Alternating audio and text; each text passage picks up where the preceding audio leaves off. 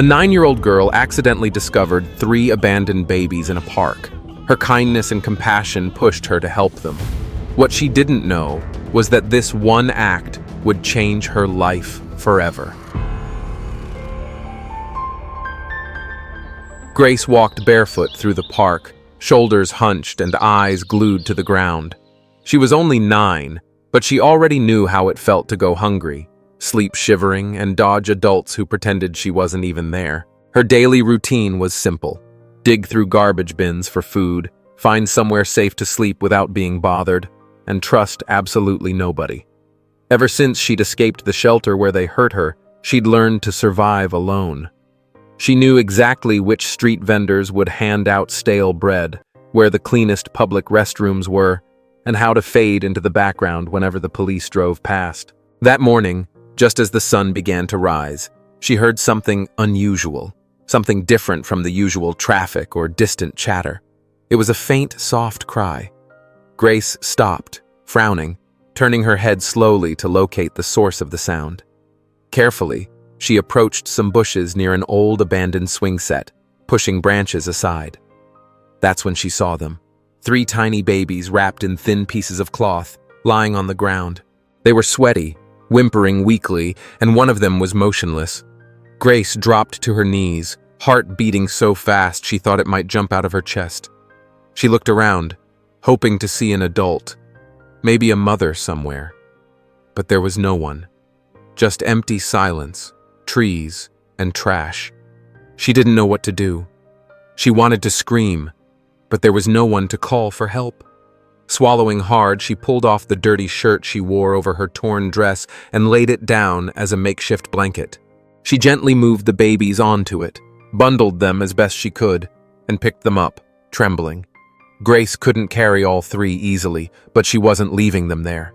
Slowly, she staggered through the park, pausing frequently, desperately hoping someone would notice. Her back ached, her arms burned, yet she kept going. People passed without looking at her, no one stopped, until a gray car slowed to a halt. Harrison Ford was 42 years old, the owner of a successful medical technology company, and a man who liked things perfectly under control. His life ran on tight schedules and precise routines. That morning, though, he made a rare decision: to take a shortcut through the park to avoid traffic. The fresh air and birdsong felt strangely irritating to him.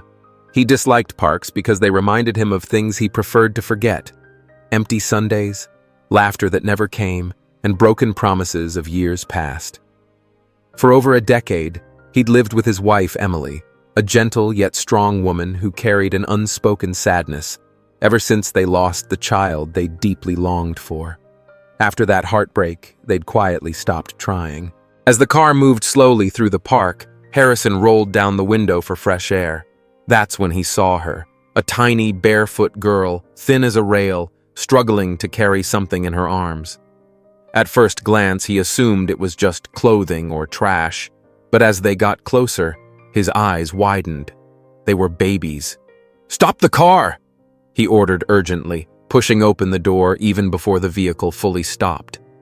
He approached quickly. "What are you doing?" he asked, firmly but gently. Grace stepped back, frightened. "They're not mine," she whispered. "I found them over there all alone. They were crying." Harrison quickly scanned the area, no one else around. He took out his phone and dialed. "I need an ambulance at the Central Park right now, and send a doctor. 3 babies, critical condition." He turned back to Grace. "Don't worry, we'll help them." Grace hesitated briefly before slowly loosening her hold. She was exhausted. Harrison gently took the infants into his arms. They were incredibly tiny, the smallest one barely breathing. When they arrived at the house, Emily met Harrison at the door, freezing when she saw what he held. "What happened?" "A little girl found them in the park, alone and dehydrated. I couldn't just leave them there." Emily reached out carefully, touching one baby's forehead, her hands shaking. "Oh God." "The doctor is on his way," Harrison reassured her softly. "And the girl?" "Outside. Her name is Grace. She doesn't want to leave the babies." Emily looked up at him, and in her eyes, Harrison saw something he hadn't seen in years. Hope. And although no one realized it yet, in that instant, something began to shift permanently. That night, the silence in the Ford home felt unusual. It wasn't their typical silence, the kind born of routine and quiet acceptance. It was a silence full of unanswered questions. Harrison had barely spoken 5 words since the doctor left after examining the babies. Emily, on the other hand, moved constantly between rooms, checking diapers, warming bottles, gently touching tiny heads with an unexplained tenderness. Grace sat quietly in a corner of the sofa, hugging her knees tightly, scared that at any moment they'd send her away. She didn't fully trust adults, yet something in Emily's eyes made her hope she could stay, even if it was just for one night. Every time one of the babies started to cry, Grace jumped up immediately to check on them. She hadn't rescued them only to let something happen now. Harrison turned on the TV, trying to distract himself. He flipped through channels without paying attention until a news report caught his eye. A reporter stood in front of crime scene tape, speaking firmly into the camera. Early this morning, a woman was found dead in an alley just 3 blocks from Central Park. Neighbors report having seen her days earlier carrying 3 babies. Authorities are urgently searching for the infants. Harrison froze, then turned up the volume. A blurry photo appeared on screen, showing a tired, sweaty woman clearly holding a baby. He felt his stomach tighten. "This can't be real," he whispered. Emily stepped out of the bedroom holding one of the babies and nearly dropped the child when she saw the screen. "Harrison?" she asked nervously. He didn't respond, his eyes glued to the television. The report continued. Police have begun an intense search. It's unclear if the children are with relatives or if they were abandoned after the woman's death. Anyone with information is urged to contact authorities immediately. Emily pressed the baby gently against her chest. "Do you think it's them?" "There's no doubt," Harrison said quietly, rubbing his face with one hand. "It has to be them." "So what do we do?" Emily's voice trembled. "I honestly don't know," Harrison answered, his throat tight. "But if they find out we've had these babies here without telling anyone, we could be in serious trouble." "Trouble?" Emily snapped. "They're babies, Harrison. Were you going to leave them out there?" "Of course not," he shot back. "But this isn't just about us helping. Someone died, and now these children are tied to that case directly or indirectly." Grace appeared silently in the doorway, eyes wide with fear. "I didn't steal them," she whispered. "I just heard them crying. They were alone." Harrison turned to her gently. He could see how frightened she was. "We know that, Grace. Nobody's blaming you." "I don't want anyone taking them away," she continued. "They need me." Emily moved closer and knelt down in front of her. "And you need them too, don't you?" Grace lowered her eyes. She didn't answer, but her silence spoke clearly enough. Harrison turned off the TV, aware they couldn't keep hiding this. What had started as a compassionate gesture was quickly turning into a potential scandal. Soon, someone would show up demanding answers, and probably take the babies away too. The tension lingered through the following day, filling every corner of their house. Harrison barely slept. Every time he closed his eyes, he saw the woman's exhausted face from the news, leaving him with a heavy, sinking feeling. Not exactly guilt, but an intense worry that his impulsive act might unravel everything he'd carefully built. Emily, meanwhile, woke up early, humming quietly while preparing coffee, trying her best to make things seem normal. The babies slept peacefully in the guest room, safely nestled between soft pillows. Grace sat quietly on the floor, leaning against the wall by the doorway, staring blankly ahead. "Hungry?" Emily asked softly. Grace nodded silently. Emily handed her a plate of toast and a glass of milk. Harrison entered the kitchen, still in pajamas, his expression tense. "We need to call someone," he said abruptly. Emily folded her arms defensively. "Call who?" "The authorities, the police. We can't keep hiding this. If they find out we've had them since yesterday without reporting it..." "We're not hiding them. We're taking care of them," Emily interrupted firmly, visibly upset. That doesn't change the fact that this is a homicide investigation, Harrison continued. If that woman was their mother, the police will be looking for whoever has the children. Showing up suddenly with 3 infants won't look good. You really think they'll care? Emily argued. Do you think they'll trust a homeless girl's word? Harrison didn't answer. He stared out the window silently, feeling trapped between Emily's emotions and harsh reality. Suddenly, the doorbell rang, cutting sharply through the silence. Everyone froze. Were you expecting someone? Emily asked, her voice shaky. Harrison shook his head and slowly walked to the intercom. Hello? Good morning, Mr. Ford. This is the Mexico City Police. We've received a report and need to ask you a few questions. Harrison swallowed hard, glancing anxiously at Emily, then Grace, before replying with a slight tremble in his voice. Of course. Come in. 2 officers entered, a man in his 50s and a younger woman, both moving confidently. Harrison politely greeted them and invited them to sit in the living room.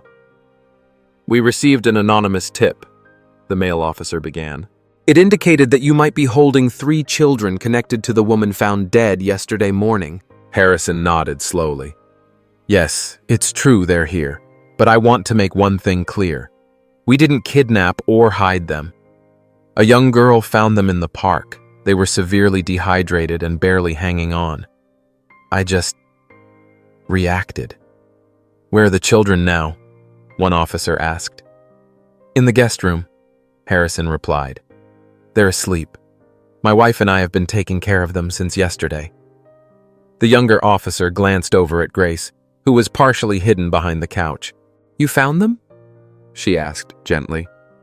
Grace gave a quick, firm nod but didn't say a word. Did you know the woman? No, she whispered. I just heard them crying. They were all alone.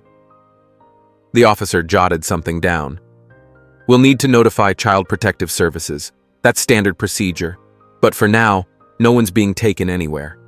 We just need to understand what happened. Harrison looked down, knowing this was the beginning of what he feared. Emily, standing quietly by the door, had tears in her eyes. She knew deep down this was only the start. The rest of the day crawled by. After the officers left, Harrison locked himself in his office. He didn't speak a word, just sat at his desk, staring blankly at papers he couldn't focus on. His mind was racing.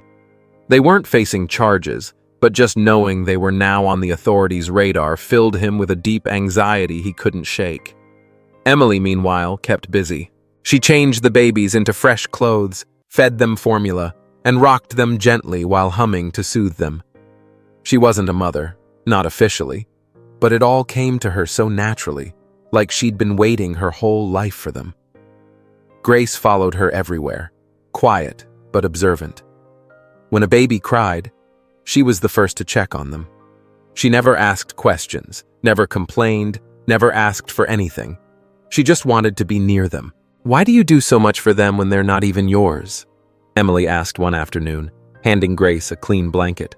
Because no one else does, Grace replied without hesitation. That sentence hit Emily hard, short, simple, and full of truth. Later that evening, while Harrison picked at his dinner in silence, Emily sat across from him with a mug of tea.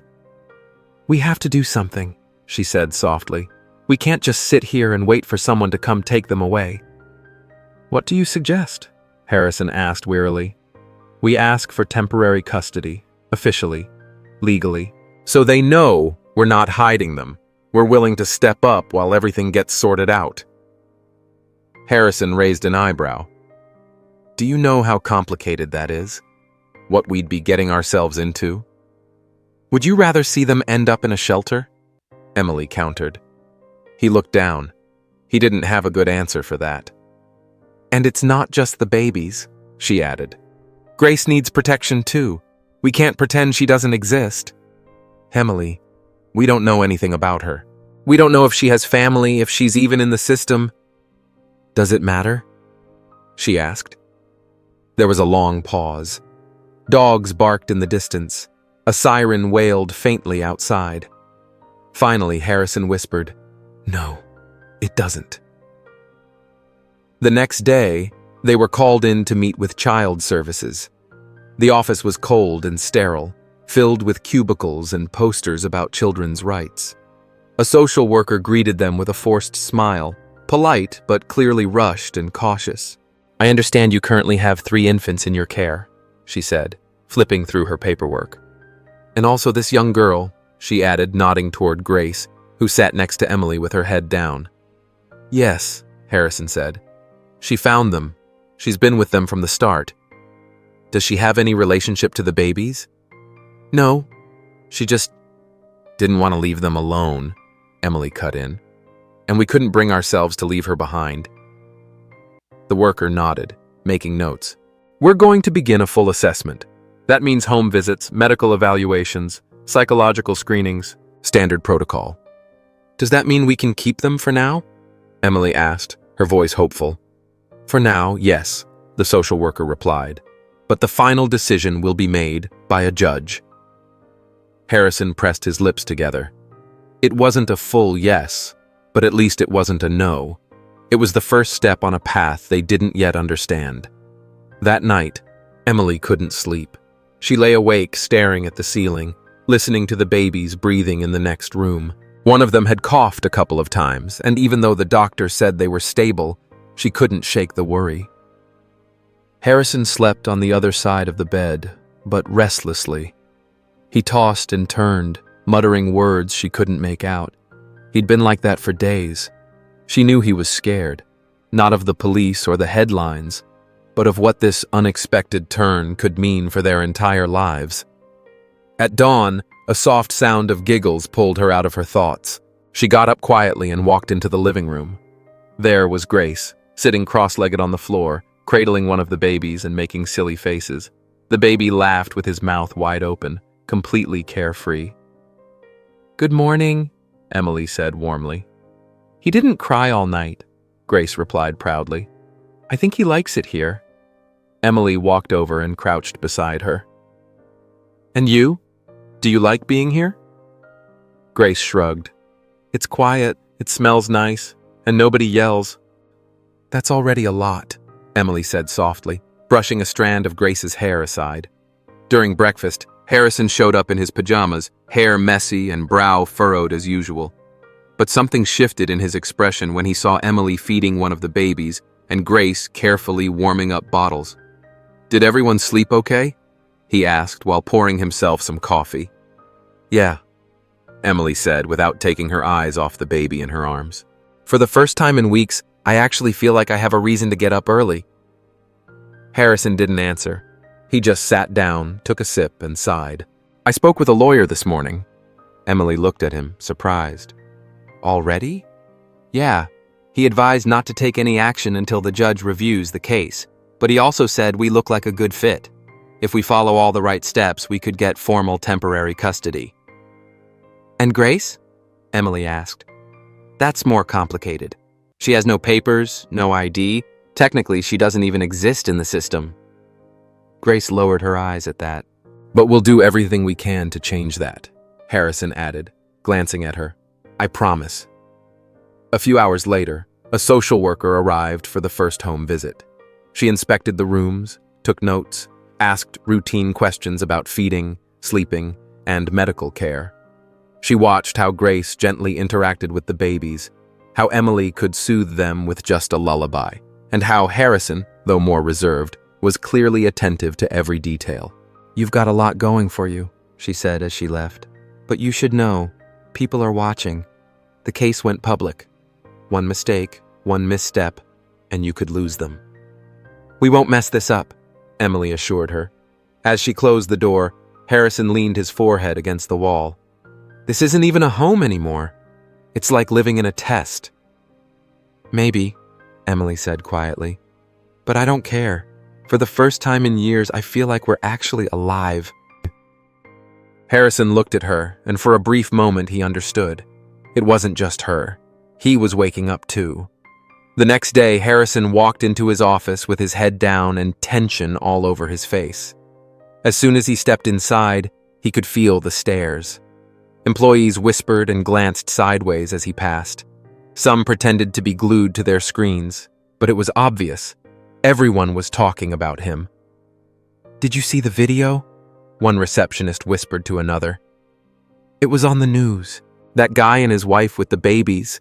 They say the police are investigating them, and one of the babies nearly died."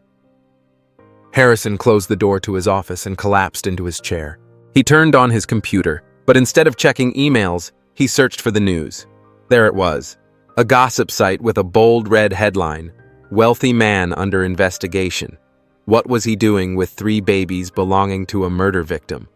Below were grainy photos, his house, Emily holding one of the babies, and even a shot of Grace, wide-eyed and scared. Harrison slammed his fist on the desk. "Damn it!" He immediately called his lawyer. "Did you see what they posted?" "Yes, we're already working on it," the lawyer replied. "But it's the internet, Harrison. Once something's out there, it spreads like wildfire. This could destroy everything. The custody case, our reputation, even the company. Stay calm. You haven't been charged with anything. Just keep doing the right thing. That's your best defense." Back home, Emily sensed something was off when she went out with Grace to buy diapers. People stared. Some whispered. A woman even approached her. "You're the lady from the news, right? The one who took in the babies?" Emily hesitated. I'm taking care of them, yes." "God bless you," the woman said. "You have a heart of gold." Then she walked away. Emily stood frozen for a moment. She had never liked attention, and especially not now when so much was at stake. When they got home, she turned on the TV and saw the same report Harrison had seen. Her stomach sank. What if things spiraled out of control? Grace, sitting on the couch with a bottle in hand, noticed her face. "Are they saying bad things?" Emily hesitated. "They're saying things they don't understand. Are they going to take the babies away?" The question hit hard. Emily knelt in front of her. "We're going to fight for you, okay? No matter what people out there say." Grace nodded slowly, but her expression stayed serious. She stayed silent, gently stroking the hair of one of the sleeping babies beside her. That night, Harrison came home late. When he walked in, he found Emily sitting on the floor, surrounded by the 3 sleeping babies, and Grace curled up right next to her. "I don't know if we can handle all of this," Harrison said quietly as he looked at her. "I can," Emily replied without looking up. "Because this isn't some scandal. It's a family, even if no one else gets it." Harrison stared at her for a long moment, and for the first time, he wanted to believe she was right. 2 days later, Harrison and Emily were called in for another hearing at the Child Protective Services office. This time, they had to submit documents, sit through individual interviews, and, most importantly, answer questions about their true intentions. The case was still being talked about on social media and gossip sites. One wrong move could wreck everything. Emily dressed carefully in simple, neat clothes. Harrison wore a dark suit and plain tie. They wanted to come across as stable, responsible, and trustworthy.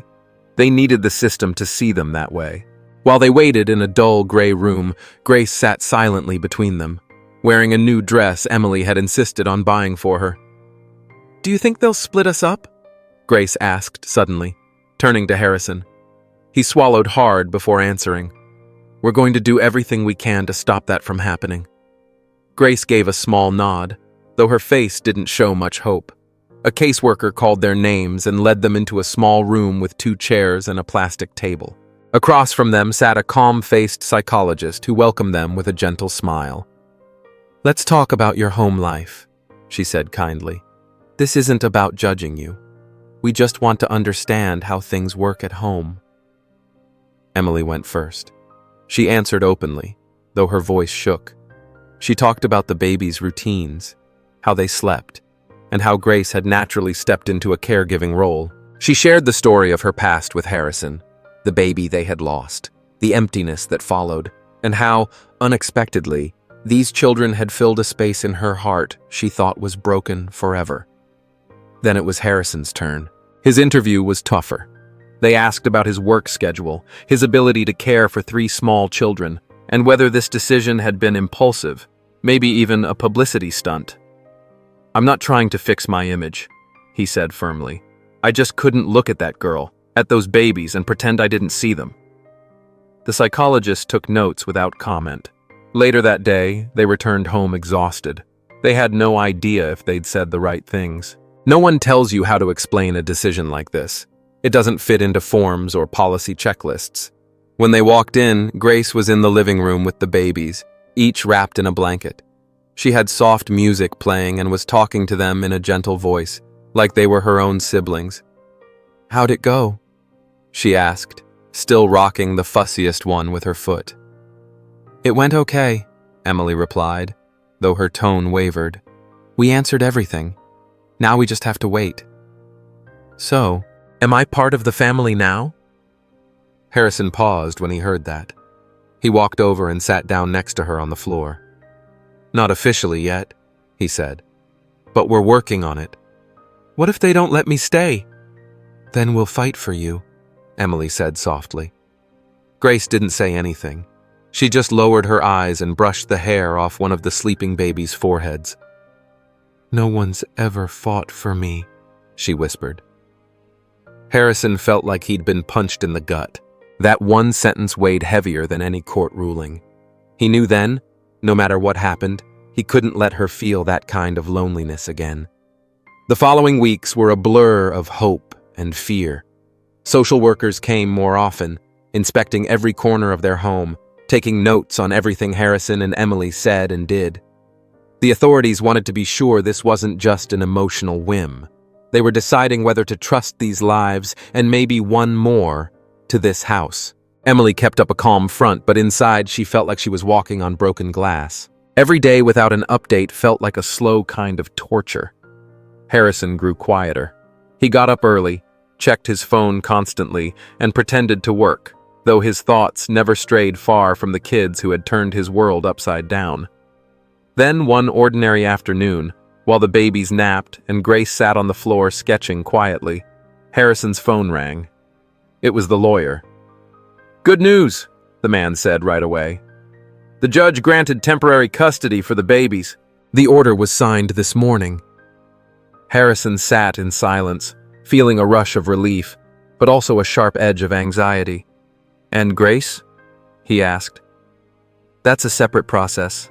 It's trickier. She has no official records.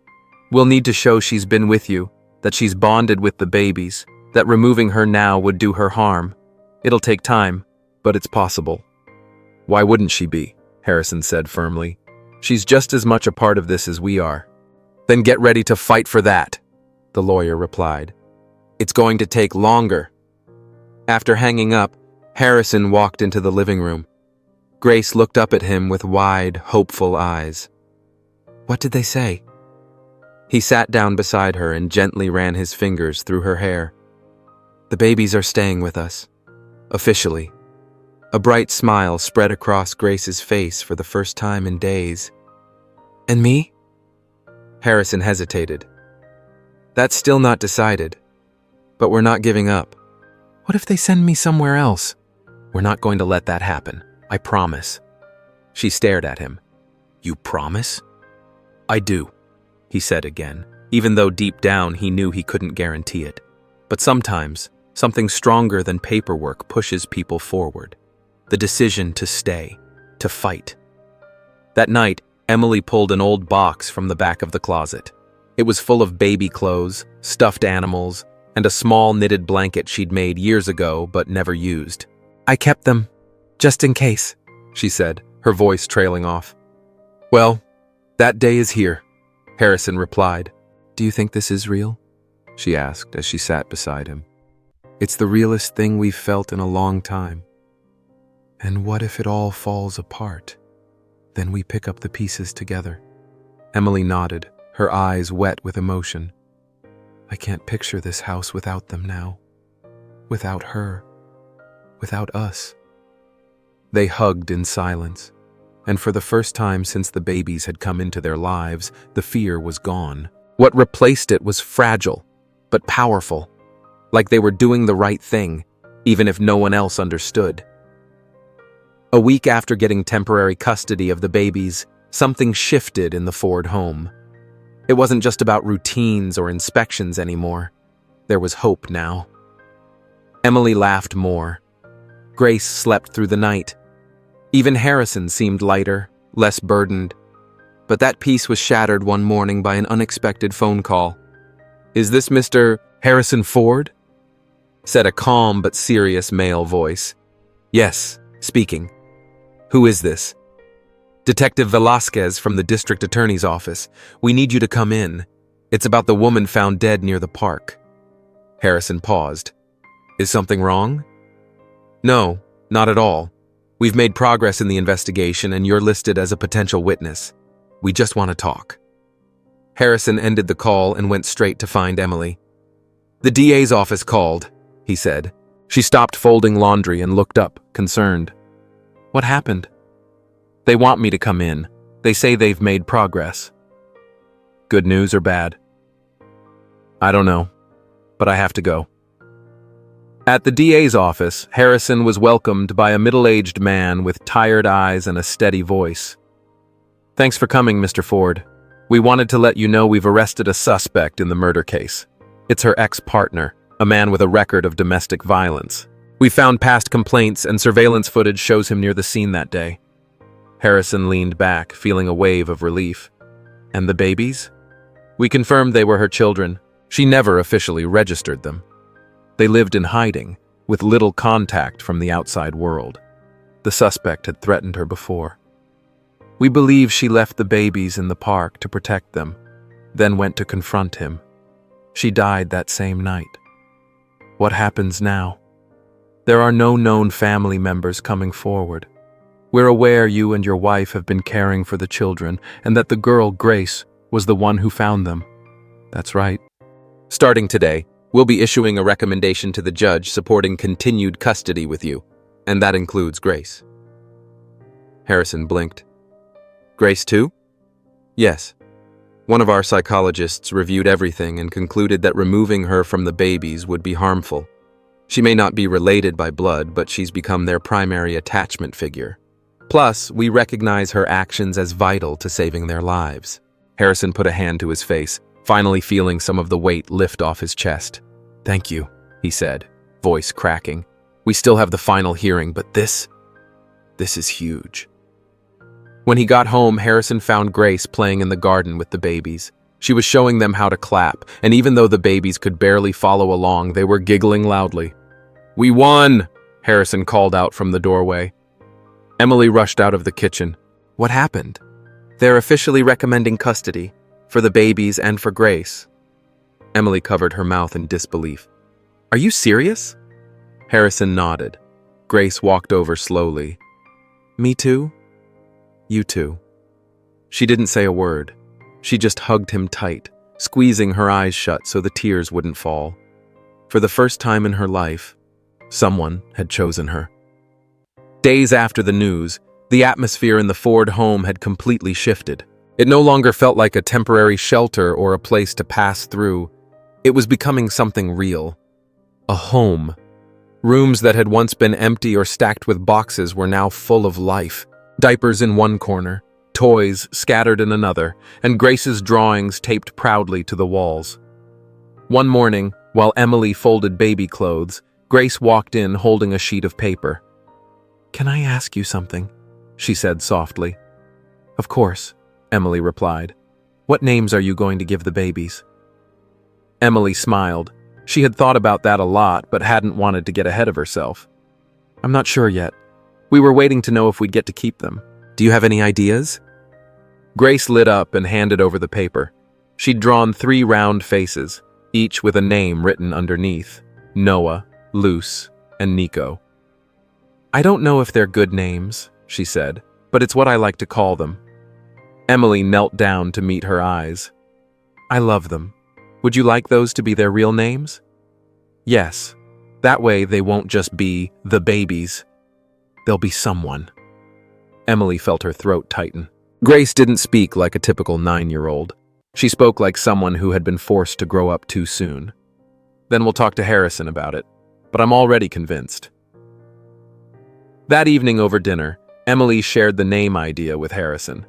He studied the paper carefully, and when he got to Nico, he let out a small chuckle. "Nico? Yeah, Grace chimed in. He's the sleepy one. It just fits. Harrison looked at Emily, then at Grace. Have you thought about a name for yourself? Grace furrowed her brow. What do you mean? When this process is over, would you like to take our last name? The girl looked at him, as if trying to process what he'd just said. Like, part of the family? You already are, Emily said gently, but we want you to decide for yourself.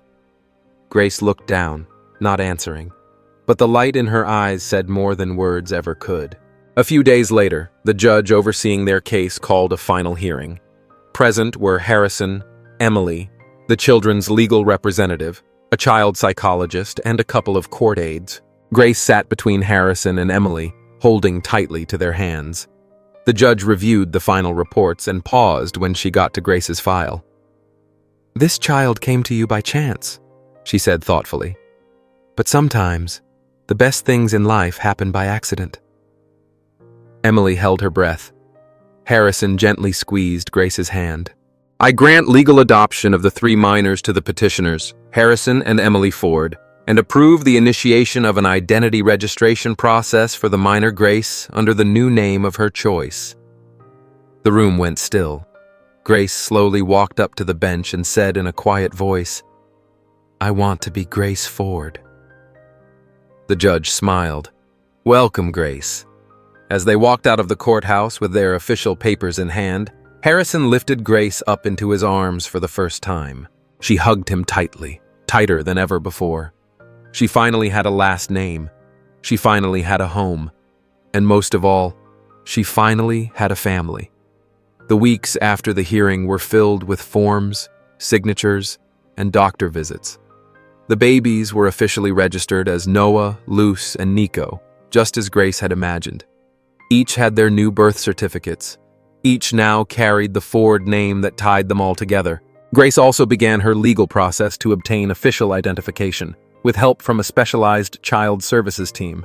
Everything seemed to be falling into place, but Emily noticed Grace had grown quieter than usual. She wasn't sad exactly, but something was on her mind. She didn't laugh as much.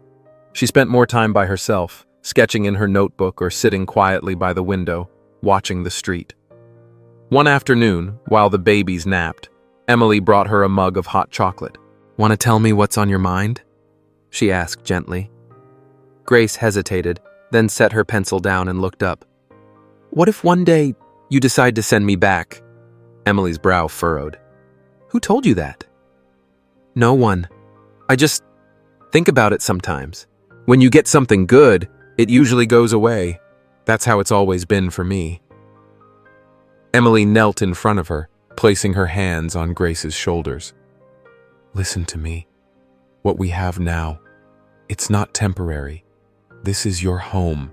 We're your family. We're not sending you away. We're not leaving you. Grace looked down. But what if people get tired? We won't, Emily said firmly. We chose you, Grace. Not because we had to, but because we wanted to. Because we need you too. Emily's words broke something open in Grace. Her eyes filled with tears, and for the first time, she let herself cry without hiding. I love you guys too, she whispered, but it's scary to love too much. Emily hugged her tightly, and in that embrace, Grace felt a kind of safety she had never known. That night, Harrison came home after a long meeting and found Grace asleep on the couch, Nico curled in her arms. The moment hit Harrison harder than he expected. He sat beside Grace and Nico, gently running his fingers through their hair. Emily walked over quietly. She's still scared, she whispered. Not of us, but of everything that came before. I get it, Harrison said softly.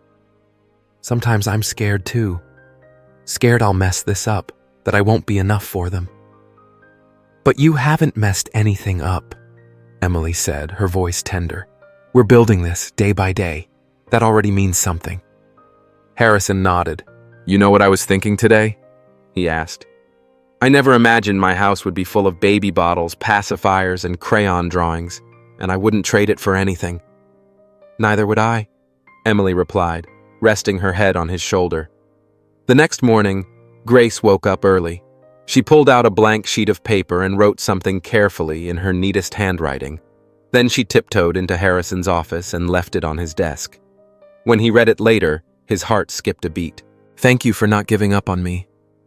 No one's ever stayed before. Sometimes the deepest scars don't show. But sometimes, love doesn't need to shout to heal. It just needs to stay." Not long after, word of the adoption made its way into the media. Harrison and Emily had tried to keep everything as private as possible, but a headline still showed up on a local site.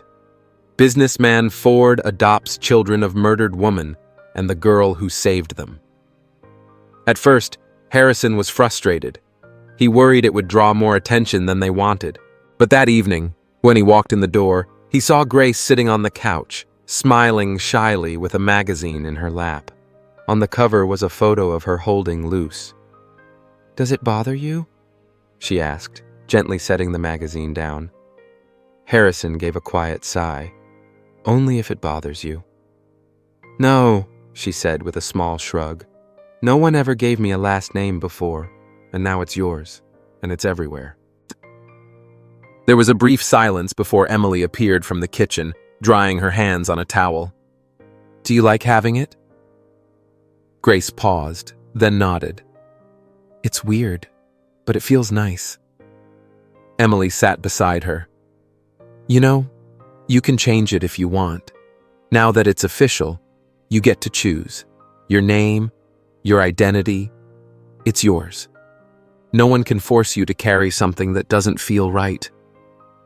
Grace looked down, thinking, her lower lip tucked under her teeth. "I like Grace Ford, but maybe I want something that reminds me I'm strong, that I made it through a lot, on my own." "What would you like to add?" Harrison asked gently. "I don't know. What if I called myself Grace Valiente Ford?" Emily laughed softly. Harrison grinned. "It sounds perfect," he said. "And it's true." That night, with his babies fast asleep, Grace stayed at the table, scribbling her new name in different colors, Grace Valiente Ford, over and over again, like she was convincing herself that it was real now. Emily watched her from the doorway, full of pride and quiet emotion. "You know what you're doing, right?" she asked, walking over. "What?" "You're writing your story, and it's going to be very different from the one you lived before." "I don't want to forget what I lived," Grace said. "I want to remember, so I never go back." Emily nodded, her eyes glassy. "That's okay. That's what makes you brave too." A few days later, Harrison was invited to a radio interview. At first, he was hesitant, but then he figured it might be a chance to shift the narrative and clear up the lingering rumors. During the interview, one question stood out. "Why did you do it?" the host asked. "We didn't plan any of this," Harrison said. "It just happened. We were walking by and saw a little girl holding 3 babies. We couldn't walk away." "Do you see yourself as a hero?" "No," Harrison replied. "I just see myself as human, and incredibly lucky that she let us be part of her life." His words went viral, but this time, there were no scandals, just support, respect. That night, when he got home, Grace was waiting with a folded sheet of paper. "What's this?" he asked. "My first story," she said. "It's called The Girl Who Found a Family in the Most Unexpected Place." Harrison pulled her into a hug and held her tight, saying nothing. She didn't need to search anymore. Her story had a new beginning.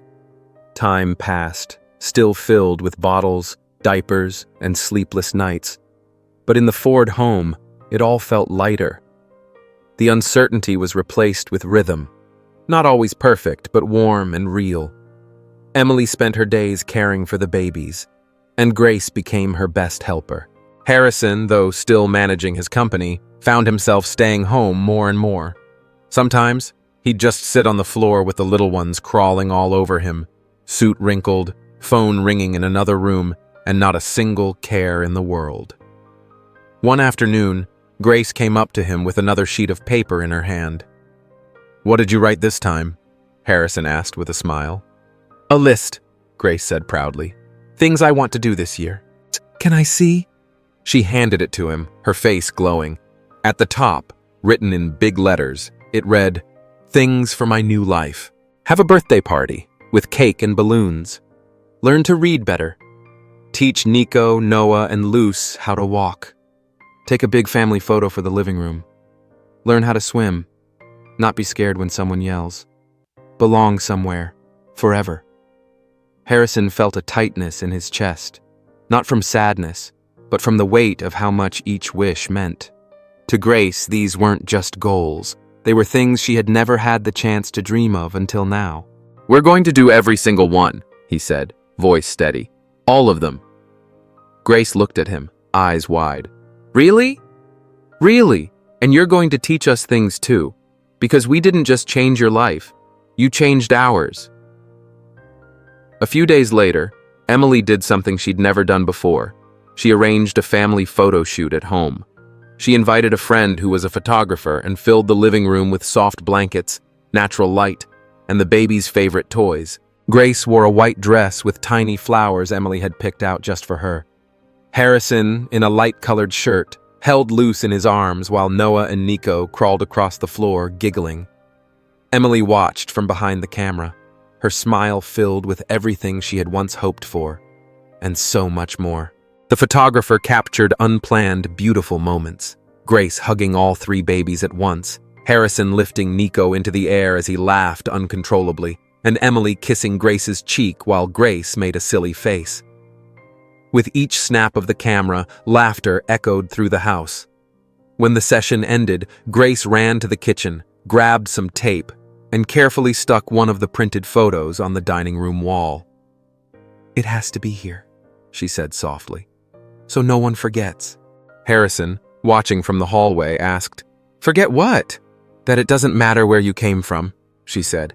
It matters where you choose to stay. That night, after everyone had gone to bed, Harrison walked into the kitchen for a glass of water. On his way, he stopped in front of the photo Grace had taped to the wall.